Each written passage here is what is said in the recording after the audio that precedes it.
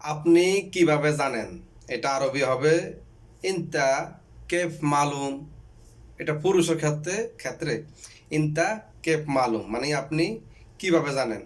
আর মহিলার ক্ষেত্রে ইনতি হবে, ইনতা জাগাত ইনতি হবে। যদি মহিলা যদি হয় তাহলে আপনি বলতে পারেন ইনতি, ইনতি কেফ মালুম মানে আপনি কিভাবে জানেন। পুরুষের ক্ষেত্রে ইনতা কেফ মালুম, আর মহিলার ক্ষেত্রে ইনতি হবে শুধু, ইনতি কেফ মালুম মানে আপনি কিভাবে জানেন। বা আজকে আপনি ডিউটিতে গেছেন বা অন্য কেউ ডিউটিতে গেছে, তো আপনি জিজ্ঞাসা করলেন, ডিউটিকে আরবিতে বলে দম, ঠিক আছে, দম। তো আপনি এভাবে জিজ্ঞাসা করতে পারেন কেফ ইলিয়ম দম মানে আজকের ডিউটি কিরকম ছিল, কেফ ইলিয়ম দম, ঠিক আছে, এভাবে জিজ্ঞাসা করতে পারেন। বা মহিলা হলে আপনি জিজ্ঞাসা করবেন কেফ ইনতি দম ইলিয়ম, কেফ ইনতি দম ইলিয়ম।